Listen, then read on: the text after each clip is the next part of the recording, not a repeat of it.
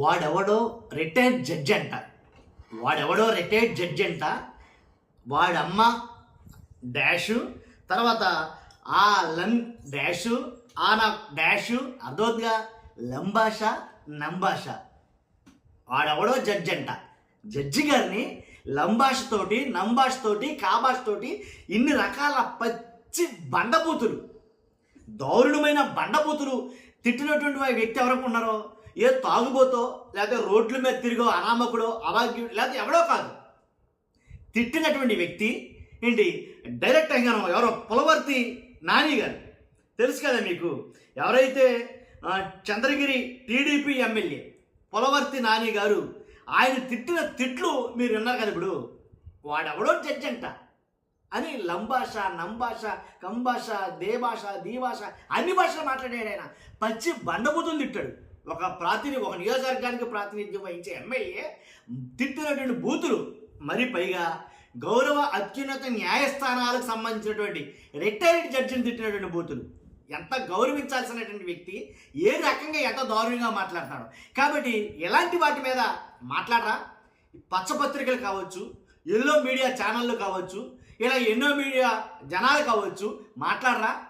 బూతులు తిట్టకూడదు, చాలా సంయమనం పాటించాలి, మన భాష బాగుండాలి అని చెప్పే పవన్ కళ్యాణ్ గారు మరి ఇలాంటి వాటి మీద స్పందించరా? చంద్రబాబు నాయుడు గారు అయినా సరే దీని మీద స్పందించాలి కదా, ఇతని మీద యాక్షన్ తీసుకోవాలి కదా, ఎమ్మెల్యే మీద. మరి తీసుకోరా? ఎందుకంటే ఇంత దారుణంగా బూతులు తిట్టిన వ్యక్తి మీద ఎలాంటి అసలు స్పందన లేదంటే దాని అర్థం ఏంటి? దీని గురించే మనం మాట్లాడబోతున్నాం. మాట్లాడే ముందు నాకు రిక్వెస్ట్ ఉంది, రాష్ట్ర ప్రజలందరికీ వాస్తవాలేంటో తెలియాలా, ఎవరు ఎలాంటి వారని.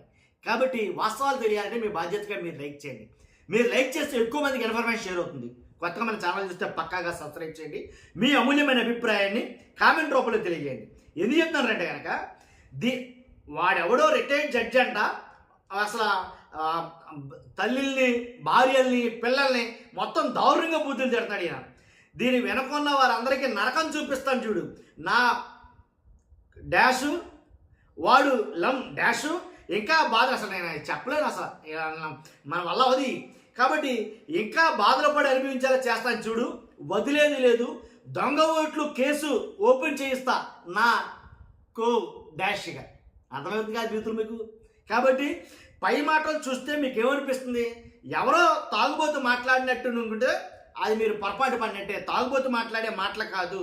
ఎందుకంటే తిరుపతి జిల్లా చంద్రగిరి నియోజకవర్గం టీడీపీ ఎమ్మెల్యే పులవర్తి నాని గారి నోటి నుంచి వచ్చినటువంటి వెలువడిన మాటలు ఇవి.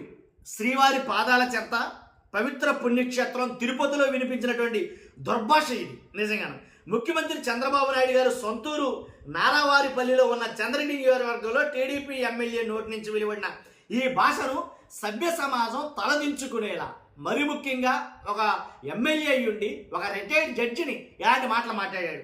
అసలు ఎంతో దారుణమైనది ఇలాంటి బూతులు మాట్లాడడానికి. అసలు ఎందుకురా ఆ రిటైర్డ్ జడ్జి గారిని కూడా తిట్టడంగా కారణం ఏంటంటే, ఒక బాధితులకి అండగా నిలబడినందుకు నంబాష, లంబాష, అంబాష అన్నీ మాట్లాడతాడా నిజంగాను ఆ ఎమ్మెల్యే గారు.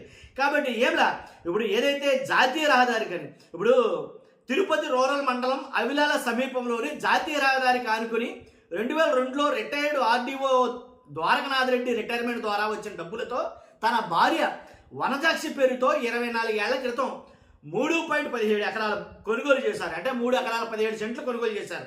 ప్రస్తుతం ఈ భూమి విలువ 100 కోట్ల రూపాయల దాకా ఉంది. ఈ భూమిని, వాళ్ళ భూమిని ఈ ఎమ్మెల్యే గారు మొత్తం చుట్టూ ప్రహరీ కూడా కట్టేశాడండి. ఈయన కబ్జా కట్టేశాడంట. కాబట్టి కబ్జా చేశారు. కాబట్టి ఆ వృద్ధ దంపతులు తమ స్థలం దుస్థితి మీద అధికారులతో పాటు రాజకీయ పార్టీలు మీడియా దృష్టికి తీసుకొచ్చారు. వారికి మద్దతుగా కేసు వాదించడానికి ఒక రిటైర్డ్ జడ్జి, సీనియర్ న్యాయవాది ముందుకొచ్చాడు. ఆయన్ని పట్టుకుని తిట్టిన మాటలు ఇవి. మీరు ఆల్రెడీ విన్నారు ఆ బూతులు ఏంటనేది. కాబట్టి అంటే ఇది ఎలా జరిగిందంటే కనుక, టీడీపీ ఎమ్మెల్యే పులవర్తి నాని ఆ నియోజకవర్గ కాంగ్రెస్ ఇన్ఛార్జి ఐరాల లోకేష్ రెడ్డి మధ్య జరిగిన ఫోన్ సంభాషణ ఇది. ప్రజానికానికి అందరినీ దిగ్భ్రాంతికి గురి చేసేటటువంటి బూతులు ఇవి.